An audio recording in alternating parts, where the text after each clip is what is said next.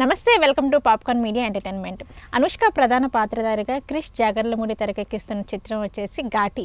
ఈ సినిమాకి సంబంధించిన ట్రైలర్ అయితే మనకి ఎస్టర్డే రోజు రిలీజ్ అయింది. మరి ఈ సినిమాకి సంబంధించిన విషయాల గురించి తెలియజేయడానికి ఈ రోజు మనతో పాటు ఉన్నారు senior journalist Hem Sundar sir. మరి సార్ని అడిగి ఈ సినిమాకి సంబంధించిన విషయాల గురించి అయితే అడిగి తెలుసుకుందాం. సార్ నమస్తే. సార్ నమస్తే అమ్మా. సార్, ఘాటి క్రిష్ జాగర్లమూడి గారు తెరకెక్కిస్తున్న చిత్రం వచ్చేసి ఘాటి.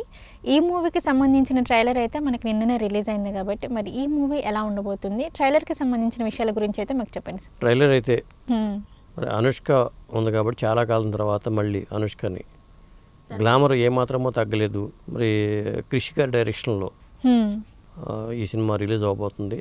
సెప్టెంబర్ 5వ తారీఖున రిలీజ్ డేట్ కూడా వాళ్ళు ఇచ్చేసారు కాబట్టి ట్రైలర్ అయితే అద్భుతంగా ఉందని చెప్పాలి. ఓకే. ఎందుకంటే ఆ ఘాటి ఏంటంటే ఘాట్లలో ఘాట్ అంటే మనకు తెలుసు కదా, ఒక లోయ లాంటి అదే కొండలు వాటి ఆ ఘాట్లు అంటారు. అంటే ఘాటీలు అంటే దాటించేవాళ్ళు అని, ఆ ఘాట్లలోంచి చేరవేసేవాళ్ళు అనే ఆ అర్థంలో ఘాటి అనే పదం వాడతారు జనరల్గా. అంటే వీళ్ళు ఏం చేరవేస్తున్నారో ఏంటి, గంజాయి స్మగ్లింగ్ చూస్తుంటే మనకి అట్లా అనిపిస్తుంది సినిమా బ్యాక్డ్రాప్ తీసుకుంటుంటే. గంజాయి స్మగ్లింగ్ నేపథ్యంలో ఈ సినిమా లాగా మనకి ట్రైలర్ అయితే కనిపిస్తుంది. మొత్తానికి ఏంటంటే హీరో విక్రమ్ ప్రభు, హీరోయిన్ అనుష్క. మెయిన్ ఏంటంటే మనకి అనుష్కనే ఇక్కడ. అవును, అంటే ఈ మూవీలో మొత్తం మెయిన్ రోల్ వచ్చేసి అనుష్కనే అనేసి అని చెప్పి, సీతమ్మూరి లంకా దహనం చేస్తే ఎట్లుంటాడో తెలుసా అన్నట్టు డైలాగ్తోనే, అంటే హీరోయిన్ ఓరియంటెడ్ సినిమాగానే దీన్ని తెరకెక్కించారనే చెప్పాలి. ఆ డైలాగ్ కూడా చాలా మాస్గా అనిపించింది. కొంచెం ఆ మూవీ మొత్తానికి ఆ డైలాగ్ ఒక ఎలివేషన్ అనిపించింది. అంతే కదా, సీతమ్మూరు అసలు లంకా దహనం చేయటం ఏంటి? లంకా దహనం చేసింది ఆంజనేయుడు చేసాడు, ఆంజనేయ స్వామి. కానీ సీతమ్మూరు అలా చెట్టు కింద కూర్చుని అశోకవనంలో కూర్చుని చాలా వినయ విధేయతలు ఉంటుంది. అలాంటి సీతమ్మూరే లంకా దహనం చేస్తే ఎట్లుంటాడు అని డైలాగ్ పవర్ఫుల్ డైలాగ్, చాలా పవర్ఫుల్ డైలాగ్ సార్. అసలు ఇంకొక డైలాగ్ కూడా ఉంది కదా సార్, 10 మంది ప్రాణాలు పక్కన పనంగా పెట్టేసి బ్రతికే ఒక బ్రతుకు కూడా ఒక బ్రతికేనా అని చెప్పేసి అని, అది కూడా చాలా హైలైట్ అనిపించింది అసలు. జగద్ బాబు గారు విలన్గా కనిపిస్తున్నారు. మరి మలయాళ నటుడు అనుకుంటా ఒక అతను, మలయాళ హీరో. ఎందుకంటే 5-6 భాషల్లో ఈ సినిమానే, మళ్ళీ pan India cinema, pan India movie. ఇప్పుడు అరుంధతి అప్పట్లో మరి ఒక సంచలనం అనుష్కకి చాలా. అంటే అనుష్క గారిని ఈ ట్రైలర్లో చూసిన తర్వాత ఏమనిపించింది అంటే సార్, మనం అప్పట్లో అరుంధతి చూసిన తర్వాత అనుష్క గారికి ఒక లుక్ అదంతా ఎలా ఉందో, బట్ ఈ ట్రైలర్ చూసిన తర్వాత కూడా సేమ్ యాజ్ ఇట్ ఈజ్ అంతే అనిపించింది సార్. ఆ ఎనర్జీ కానీ అది కానీ ఎక్కడ తగ్గినట్టు అసలు. అవును, ఎనర్జీ ఏం తగ్గల అసలు. క్రిష్ డైరెక్షన్లో ఇప్పుడు, ఎందుకంటే వీరమల్లు అసలు ఆయన వచ్చిన ఆయన డైరెక్షన్లో సినిమానే, అంటే కొంత ఆయన చేశారు, కొంత మారేది కాబట్టి అది మనం పక్కన పెట్టేసుకుంటే, క్రిష్ మళ్ళీ చాలా కాలం తర్వాత ఈ ఘాటితో జనం ముందుకి రాబోతున్నారు. ఆయనకి కీలకమైన సినిమానే, ఇటు అనుష్కకి కీలకమైన సినిమానే ఇది ఘాటి. మళ్ళీ ఆవిడకి ఒక ఇన్నింగ్స్ స్టార్ట్ అయినట్టుగా అనుకోవాలి.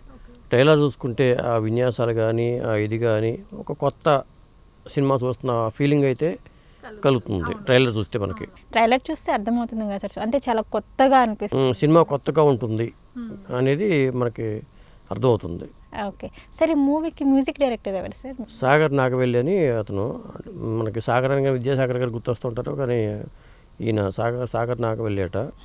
అంటే మ్యూజిక్కి ఒక బీజిఎంఏ ప్రధానంగా మెయిన్ కాబట్టి ఇది సీరియస్గా ఉండే సబ్జెక్టు, పాటలకి అంత స్కోప్ ఉండే సబ్జెక్ట్ అయితే కాదు. అంటే మొత్తం యాక్షన్ మూవీ.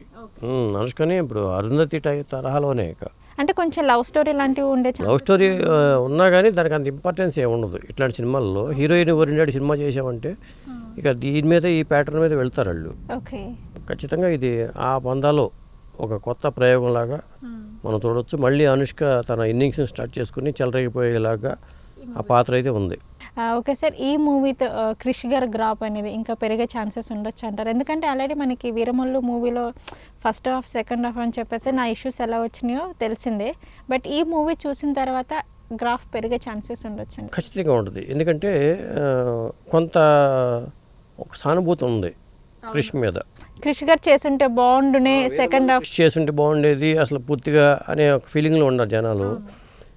ఈ సినిమా హిట్ అయితే మళ్ళీ క్రిష్ ఒక మంచి డైరెక్టర్. అంటే క్రిష్లో ఉన్న ప్రత్యేకత ఏంటంటే తక్కువ కాలంలోనే మంచి క్వాలిటీ ప్రొడక్ట్ని రాబట్టగల కెపాసిటీ ఉన్న దర్శకుడు నేను గమనించింది.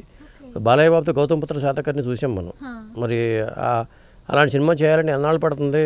చాలా టైం పడుతుంది. మరి అట్లాంటిది ఆయన అలాగే మణికర్ణిక అనే సినిమా ఉంది, కంగనా రనౌత్తో, చూస్తే తెలిసిపోతుంది కదా.